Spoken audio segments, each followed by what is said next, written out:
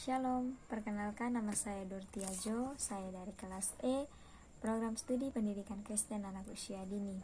Di sini saya akan menjelaskan tentang evaluasi pembelajaran pada pendidikan anak usia dini. Baik, dalam penjelasan ini saya akan menjelaskan tentang hakikat evaluasi pembelajaran pada anak usia dini. Yang pertama, pengertian evaluasi pembelajaran. Istilah evaluasi pembelajaran merupakan sering diartikan dengan ujian. Meskipun sering berkaitan erat, akan tetapi akan mencakup keseluruhan makna dan yang sebenarnya. Ujian ulangan harian yang dilakukan guru di kelas atau bahkan ujian akhir sekolah sekalipun belum dapat menggambarkan esensi evaluasi pembelajaran, terutama bila dikaitkan dengan penerapan kurikulum 2013, sebab evaluasi pembelajaran pada dasarnya bukan hanya menilai hasil belajar, tetapi juga proses-proses yang dilalui pendidik dan peserta didik dalam keseluruhan proses pembelajaran. Yang kedua, proses evaluasi dalam pendidikan. Yang pertama, input. Input merupakan mentah yang dimasukkan ke dalam transformasi. Yang kedua, output. Output merupakan bahan yang jadi yang dihasilkan oleh transformasi. Yang ketiga, transformasi. Transformasi merupakan mesin yang bertugas mengubah bahan mentah menjadi bahan jadi. Yang keempat, umpan balik atau feedback merupakan segala informasi baik yang menyangkut output maupun transformasi. Umpan balik ini diperlukan sekali untuk memperbaiki input maupun transformasi. Yang ketiga, ciri-ciri evaluasi dalam pendidikan. Ciri-ciri evaluasi dalam pendidikan ini terdapat 5 bagian. Yang pertama, perubahan dilakukan secara langsung. Yang kedua, penggunaan ukuran kuantitatif. Penilaian pendidikan bersifat kuantitatif, artinya menggunakan simbol bilangan sebagai hasil pertama pengukuran. Yang ketiga, penilaian pendidikan menggunakan unit-unit untuk satuan-satuan yang tetap karena IQ 105 termasuk anak normal. Yang keempat, bersifat relatif, artinya tidak sama atau tidak selalu tetap dari suatu waktu ke waktu yang lain.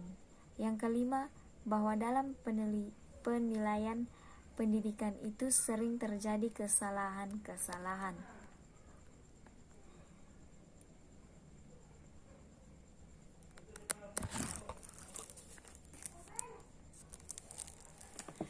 Yang keempat, tujuan dan fungsi evaluasi pembelajaran. Yang pertama, tujuan evaluasi pembelajaran. Secara umum, tujuan evaluasi pembelajaran merupakan untuk mengetahui keefektifan dan efisien sistem pembelajaran secara luas. Sistem pembelajaran yang dimaksudkan meliputi tujuan materi, metode, media, sumber belajar, lingkungan maupun sistem penilaian itu sendiri. Yang kedua, fungsi pembelajaran. Yang ada 4 fungsi evaluasi pembelajaran. Yang pertama, penilaian berfungsi selektif. Yang kedua, penilaian berfungsi diagnostik. Yang ketiga, penilaian berfungsi sebagai penempatan. Yang keempat, penilaian berfungsi sebagai pengukur keberhasilan. Yang kelima, objek evaluasi pendidikan. Dalam objek evaluasi pendidikan terdapat 6 aspek yang diperlukan dalam evaluasi peserta didik. Yang pertama aspek berpikir, yang kedua aspek perasaan sosial, yang ketiga aspek keyakinan sosial dan kewarganegaraan, yang keempat aspek apresiasi seni dan budaya, yang kelima aspek minat, bakat dan hobi, yang keenam aspek perkembangan sosial dan personal. Evaluasi pembelajaran dalam perspektif kurikulum 2013 atau penilaian otentik. Kurikulum 2013 menghendaki agar evaluasi hasil belajar peserta didik menggunakan penilaian otentik. Penilaian otentik sebagaimana dikemukakan dalam secara umum Permendiknas nomor 81A tahun 2013 merupakan proses pengumpulan informasi oleh guru tentang perkembangan dan pencapaian pembelajaran yang dilakukan peserta didik melalui berbagai teknik yang mampu mengungkapkan, membuktikan, atau menunjukkan secara tepat bahwa tujuan pembelajaran dan kemampuan atau kompetensi telah benar-benar dikuasai dan dicapai. Yang pertama, teori pendekatan saintifik. Secara teoritik, pendekatan saintifik ini dapat dilacak pada teori-teori belajar populer seperti teori Piaget yang dikembangkan oleh Jean Piaget tahun 1896 sampai 1980. Teori belajar Brunner yang dikembangkan oleh Jerome S. Brunner pada tahun 1915 dan teori belajar Vygotsky yang dikembangkan oleh Lev Vygotsky pada tahun 1896 sampai 1934. Yang pertama, teori Piaget berpandangan bahwa belajar berkaitan dengan pembentukan dan perkembangan skema atau jamak skemata. Skema merupakan suatu struktur mental atau struktur kognitif yang dengannya seseorang secara intelektual beradaptasi dan mengkoordinasi lingkungan sekitarnya. Yang kedua, teori belajar Brunner, disebut juga teori belajar penemuan. Dalam beberapa hal mirip dengan teori Piaget. Menurut Brunner, perkembangan intelektual anak mengikuti 3 tahap representasi berurutan, yaitu yang pertama enaktif, yang kedua ikonik, yang ketiga simbolik. Yang ketiga, teori Vygotsky beranggapan bahwa pembelajaran terjadi apabila peserta didik bekerja atau belajar menangani tugas-tugas yang belum dipelajarinya, namun tugas-tugas itu masih berada dalam jangkauan kemampuannya, yaitu perkembangan kemampuan peserta didik sedikit di atas kemampuan yang sudah dimilikinya. Yang berikutnya, penerapan pendekatan saintifik dalam proses pembelajaran.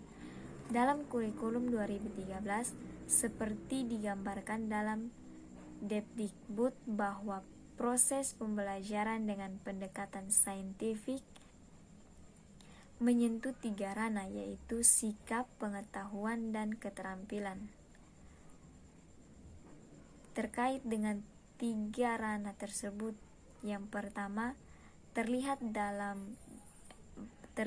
di sini bahwa ranah sikap mengalami transformasi sebagai substansi atau materi ajar agar peserta didik tahu mengapa. Yang kedua, ranah keterampilan. Ranah keterampilan mengambil transformasi substansi atau materi ajar agar peserta didik tahu bagaimana. Yang ketiga, ranah pengetahuan. Ranah pengetahuan mengambil transformasi substansi atau materi ajar agar peserta didik tahu apa. materi selanjutnya mengenal penilaian autentik. Istilah penilaian autentik mulai masyhur otentik setelah disuarakan oleh Grant Wiggins sekitar awal tahun 1990 sebagai reaksi terhadap penilaian berbasis sekolah yang cenderung hanya mengisi titik-titik, tes tertulis, pilihan ganda, kuis jawaban singkat. Penilaian konvensional yang digunakan untuk mengukur prestasi dengan tes-tes pilihan ganda benar salah, menjodohkan dan lain-lain dalam kenyataan telah gagal mengetahui kinerja peserta didik yang sesungguhnya. Karena itu, penilaian otentik didefinisikan sebagai pemberian tugas kepada peserta didik yang mencerminkan prioritas dan tantangan yang ditemukan dalam berbagai aktivitas pembelajaran seperti meneliti, menulis, merevisi, membahas,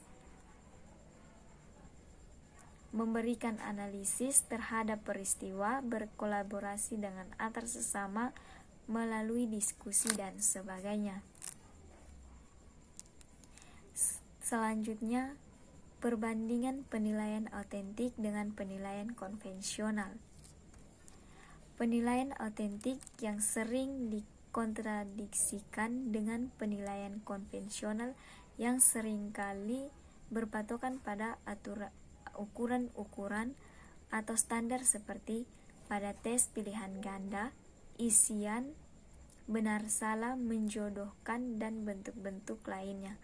Peserta didik dipaksa untuk memilih satu jawaban atau mengisi informasi untuk dilengkapi. Hal yang melatar belakangi adanya kedua model penilaian tersebut pada dasarnya sama-sama berlandaskan pada suatu keyakinan bahwa tujuan pendidikan atau misi sekolah harus dicapai secara memuaskan. Sedangkan penilaian autentik berangkat dari alasan praksis bahwa untuk sejumlah task yang bermakna di dunia sesungguhnya. Materi selanjutnya penilaian autentik dan tugas autentik. Penilaian autentik merupakan penilaian langsung dan ukuran langsung. Dengan demikian, penilaian autentik akan bermakna bagi guru untuk menentukan cara-cara terbaik agar semua siswa dapat mencapai hasil akhir. Meski dengan satuan waktu yang berbeda, konstruksi sikap, keterampilan, dan pengetahuan dicapai melalui penyelesaian tugas di mana peserta didik telah memainkan peran aktif dan kreatif. Materi selanjutnya yaitu jenis-jenis penilaian autentik. Dalam jenis-jenis penilaian autentik ini terdapat 4 bagian. Yang pertama, penilaian kinerja. Yang kedua, penilaian proyek. Yang ketiga, penilaian portofolio. Yang keempat, penilaian tertulis. Materi selanjutnya yaitu instrumen evaluasi bentuk tes. Instrumen evaluasi pembelajaran jenis tes ini merupakan teknik yang paling umum digunakan dalam kegiatan pengukuran. Meskipun teknik ini tidak selalu yang terbaik dan tepat untuk beberapa tujuan, jenisnya juga bermacam-macam, misalnya tes prestasi belajar, tes penguasaan, tes bakat, tes diagnostik, dan tes penempatan. Yang pertama, tes tertulis bentuk uraian. Tes bentuk uraian merupakan tes yang pertanyaannya membentuk jawaban uraian, baik uraian secara bebas maupun uraian secara terbatas. Yang kedua, tes hasil belajar bentuk objektif. Tes objektif disebut objektif karena cara pemeriksaannya yang seragam terhadap semua murid yang mengikuti tes. Yang ketiga, tes tindakan. Tes tindakan merupakan tes yang menuntut jawaban peserta didik dalam bentuk perilaku, tindakan ataupun perbuatan di bawah pengawasan penguji yang akan mengobservasi penampilannya dan membuat keputusan tentang kualitas hasil belajar yang dihasilkan atau yang ditampilkan. Materi selanjutnya yaitu instrumen evaluasi bentuk non-tes.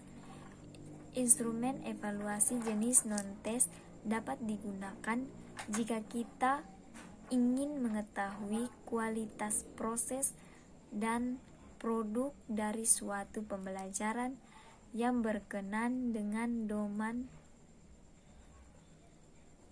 efektif seperti sikap, minat, bakat, motivasi, dan lain-lain.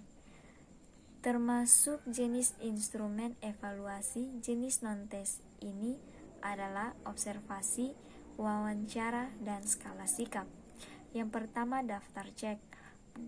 Pada penilaian unjuk kerja yang menggunakan daftar cek, peserta didik mendapat nilai apabila kriteria penguasaan kemampuan tertentu dapat diamati oleh peneliti. Yang kedua, skala rentang. Penilaian unjuk kerja yang menggunakan skala rentang memungkinkan penilaian memberikan nilai penguasaan kompetensi tertentu karena pemberian nilai secara kontinum, di mana penilaian kategori nilai lebih dari 2. Yang ketiga, penilaian sikap. Sikap berangkat dari perasaan, suka atau tidak suka, yang terkait dengan kecenderungan bertindak seseorang dalam merespon sesuatu sebagai ekspresi dari nilai-nilai atau pandangan hidup yang dimiliki oleh seseorang.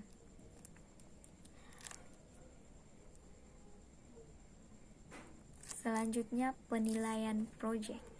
Penilaian proyek merupakan kegiatan penilaian terhadap suatu tugas yang harus diselesaikan dalam periode atau waktu tertentu. Tugas tersebut berupa suatu investigasi sejak dari perencanaan, pengumpulan data, pengorganisasian dan pengolahan dan penyajian data. Yang ketiga, penilaian produk. Penilaian produk merupakan penilaian terhadap keterampilan dalam membuat suatu produk dan kualitas produk tersebut. Penilaian produk tidak hanya diperoleh dari hasil akhir saja, tetapi juga proses pembuatannya. Selanjutnya, penilaian portofolio.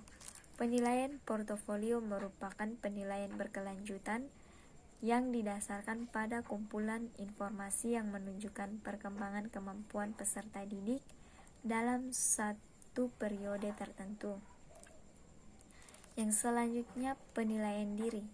Penilaian diri merupakan suatu teknik penilaian di mana subjek yang ingin dinilai diminta untuk menilai dirinya sendiri berkaitan dengan status, proses, dan tingkat pencapaian kompetensi yang dipelajarinya dalam mata pelajaran tertentu.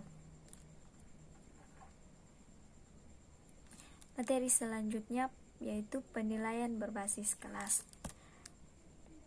Perlu kita ketahui pengertian dari penilaian berbasis kelas.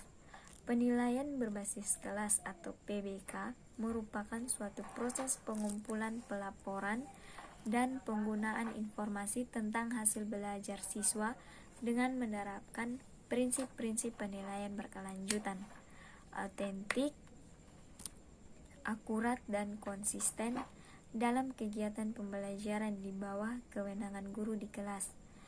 PBK atau penilaian berbasis kelas mengidentifikasi pencapaian kompetensi dan hasil belajar yang dikemukakan melalui pernyataan yang jelas tentang standar yang harus telah dicapai serta dengan peta kemajuan belajar siswa dan pelaporan. Ada 4 komponen PBK yang satu sama lain saling terkait, yaitu yang pertama kurikulum dari hasil belajar, yang kedua penilaian berbasis kelas, yang ketiga kegiatan belajar mengajar, yang keempat pengelolaan kurikulum berbasis kelas. Yang kedua, tujuan dan fungsi penilaian berbasis kelas. Sebagaimana evaluasi pendidikan pada umumnya, penilaian berbasis kelas juga bertujuan untuk memberikan suatu penghargaan atas pencapaian hasil belajar siswa dan sekaligus sebagai umpan balik untuk meneguhkan dan atau melakukan perbaikan program dan kegiatan pembelajaran. Jadi, penilaian berbasis kelas berusaha untuk memahami secara lebih konkret atas pencapaian siswa atau pencapaian hasil belajar dari siswa dan sekaligus memahami seluruh kegiatan proses pembelajaran, pencapaian kurikulum, alat, bahan, dan metodologi pembelajaran. Selanjutnya, keunggulan penilaian berbasis kelas. Penilaian berbasis kelas merupakan salah satu komponen dalam kurikulum berbasis kompetensi. Penilaian ini dilaksanakan oleh guru secara variatif dan terpadu dengan kegiatan pembelajaran di kelas. Oleh karena itu disebut penilaian berbasis kelas. Yang keempat, prinsip-prinsip penilaian berbasis kelas. Sebagai bagian dari kurikulum berbasis kompetensi, pelaksanaan penilaian berbasis kelas sangat dipengaruhi oleh berbagai faktor dan komponen yang ada di dalamnya. Untuk itu, dalam pelaksanaan penilaian harus memperhatikan prinsip-prinsip sebagai berikut. Yang pertama, valid. Yang kedua, mendidik. Yang ketiga, berorientasi pada kompetensi. Yang keempat, adil dan objektif. Yang kelima, terbuka. Yang keenam, berkesinambungan. Yang ketujuh, menyeluruh. Yang kedelapan, bermakna. Selanjutnya, implementasi penilaian berbasis kelas. Penilaian dilakukan terhadap hasil belajar siswa berupa kompetensi sebagaimana yang tercantum dalam kompetensi dasar, hasil belajar, dan materi pokok dari setiap mata pelajaran. Penilaian berbasis kelas harus memperlihatkan 3 ranah, yaitu pengetahuan atau kognitif, yang kedua sikap atau efektif, yang keempat keterampilan atau psikomotorik. Ketiga ranah ini sebaiknya dinilai proporsional sesuai dengan sifat mata pelajaran yang bersangkutan. Selanjutnya, bentuk instrumen dan pensekoran. Ada 2, yang pertama instrumen tes, yang kedua instrumen non-tes, seperti yang sudah dijelaskan pada materi awal. Yang selanjutnya, analisis instrumen. Suatu instrumen hendaknya dianalisis dulu sebelum digunakan. Ada 2 model analisis yang dapat dilakukan, yaitu analisis kualitatif dan analisis kuantitatif. Analisis kualitatif adalah analisis yang dilakukan oleh teman sejawat dalam rumpuan keahlian yang sama. Selanjutnya, pengembangan silabus dan sistem penilaian. Silabus dan sistem penilaian merupakan urutan penyajian bagian-bagian dari silabus dan sistem penilaian suatu mata pelajaran. Silabus dan sistem penilaian disusun berdasarkan prinsip yang berorientasi pada pencapaian kompetensi. Silabus dan sistem penilaian di atas dapat berfungsi untuk mengetahui kemajuan peserta didik, mendiagnosis kesulitan belajar pada peserta didik, memberikan umpan balik melakukan perbaikan, motivasi guru agar mengajar lebih baik, dan memotivasi peserta didik untuk belajar lebih baik. Materi selanjutnya, pengukuran ranah kognitif, efektif, dan psikomotorik. Yang pertama, pengukuran ranah kognitif. Ranah kognitif merupakan ranah yang mencakup kegiatan mental atau otak. Bloom mengelompokkan ranah kognitif ke dalam 6 kategori yang sederhana sampai kepada yang paling kompleks dan diasumsikan bersifat hierarkis, yang berarti tujuan pada level yang tinggi dapat dicapai apabila tujuan pada level yang rendah telah dikuasai. Yang kedua, pengukuran ranah efektif. Ranah efektif merupakan ranah yang berkaitan dengan sikap dan nilai. Sikap adalah salah satu istilah bidang psikologi yang berhubungan dengan persepsi dan tingkah laku. Istilah sikap dalam bahasa Inggris disebut attitude. Attitude merupakan suatu cara bereaksi terhadap suatu perangsang. Yang ketiga, pengukuran ranah psikomotorik. Ranah psikomotorik menurut Dave adalah imitasi, yang kedua manipulasi, yang ketiga ketepatan, yang keempat artikulasi, yang kelima naturalis. Selanjutnya materi yaitu analisis instrumen penilaian. Analisis instrumen penilaian dikaji segi analisis logis atau rasional dan analisis empirik. Analisis logis atau rasional meliputi ranah materi, ranah konstruksi, dan ranah bahasa. Sedangkan analisis empirik meliputi validitas, reliabilitas, dan tingkat kesukaran dan daya beda tes. Yang pertama, analisis logis atau rasional.